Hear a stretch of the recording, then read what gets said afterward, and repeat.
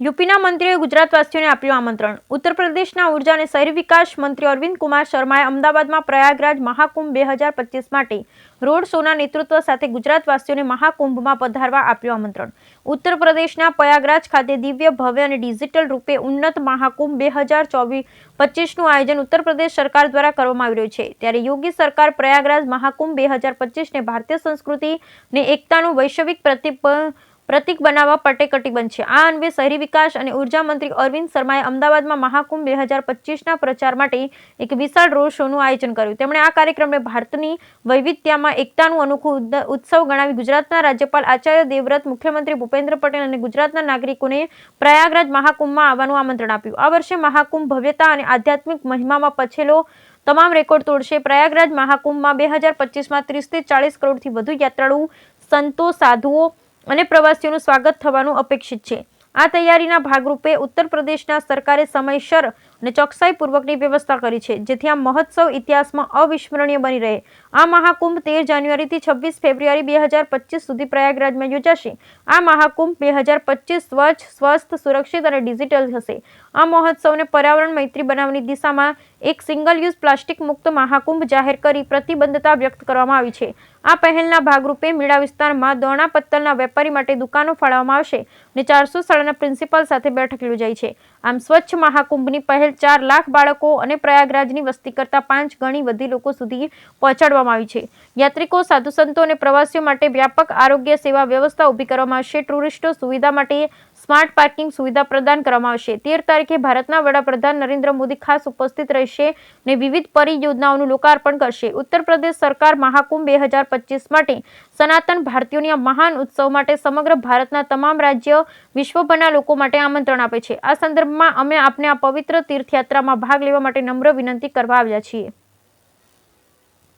बताऊं तो जैसा मैंने पहले भी कहा कि कुंभ क्षेत्र में, महाकुंभना क्षेत्र में, प्रयाग में, तीर्थराज में जेने संगम पर कहीए छे, त्रिवेणी पर कहीए छे, गंगा जमुना सरस्वती की त्रिवेणी कहीए छे, संगम क्षेत्र कहीए छे, त्या लगभग 1 वर्षथी मेलाना, महाकुंभ मेलाना आयोजननो अमे प्रक्रिया करी रह्या छीए। मारू पोतानुं नगर विकास विभाग नोडल डिपार्टमेंट है अने मने जाते जानकारी है कि अत्यारे पण हाल पण हजी मुख्य तारीखों तो आवानी बाकी है, लगभग 1 महीना हजी बाकी है, पण अत्यारे पण 20 થી 25 लाख लोगों आवीने त्यां कल्पवास करी रह्या छे। लोको लईने महीना महीना त्यां रोकाया छे, एने कल्पवासी कहीए छे। ए पछी 13 तारीखथी आवता महीनानी 13 तारीखथी स्नाननी त्या नहान जे होय छे नदीओमां, कुंभमां, संगममां तेनी मुख्य तारीखोनी शरूआत थाय छे। पहलो स्नान पौष पूर्णिमानुं होय छे, जे 13 जनवरी सोमवारना दिवसे आवे छे।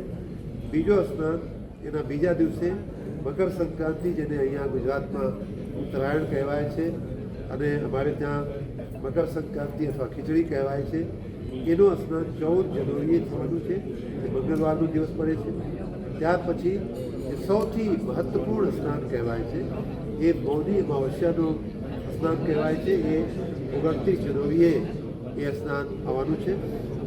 ए पछी 3 फरवरी सोमवारना दिवसे बसंत पंचमी, ए पण बहु अगत्यनो स्नाननो तिथि कहेवाय छे। बसंत पंचमीनो स्नान जे छे 3 फरवरीए आवे छे।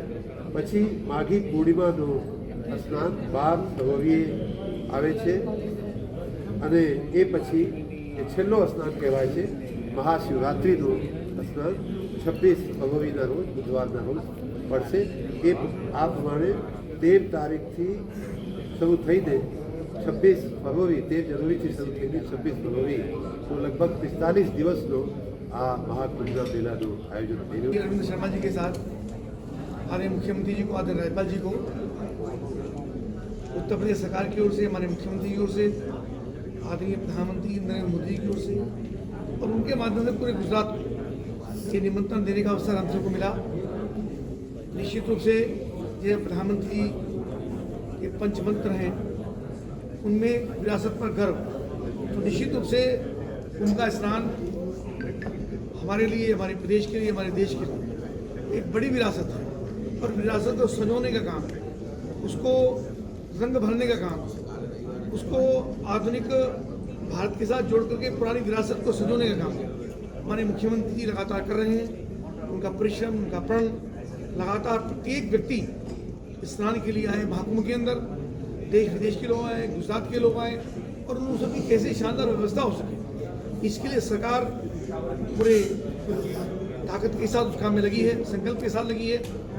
और निश्चित रूप से हम सब के लिए, और ये महत्वपूर्ण बात ये भी है कि भगवान विश्वनाथ जी का मंदिर बनकर के तैयार है, अयोध्या जी का मंदिर बनकर के तैयार है, और बिल्कुल एकदम पास पास लगभग 200 किलोमीटर की रेंज में ये सारे मंदिर तैयार हैं। और पूरे देश भर के लोग, दुनिया भर के जो आएंगे, अयोध्या जी के दर्शन, वाराणसी के दर्शन, प्रयागराज में स्नान, और निश्चित रूप से हम सब के लिए एक बड़ी उपलब्धि होगी। और ऐसी शानदार तैयारी सभी तीर्थयात्रियों के लिए है कि उनको आकर आनंद लगेगा, उनको आकर अच्छा लगेगा, और अपनी सांस्कृतिक विरासत से जुड़ने का, उसको जानने का, उनका महत्व कैसा है, उनका दर्शन कैसा होता है, जो साधु होते हैं, नागा साधु होते हैं, उनको दर्शन करने का उनका स्नान कैसा होता है, कैसी परंपराएं हैं, कैसी हमारी विरासत है, और कैसी हमारी पौराणिक परंपराएं हैं, इन सब का दर्शन करने का अवसर मिलेगा। मैं आपके माध्यम से सबको आमंत्रित करता हूँ, हम सब लोग उनका स्वागत करेंगे।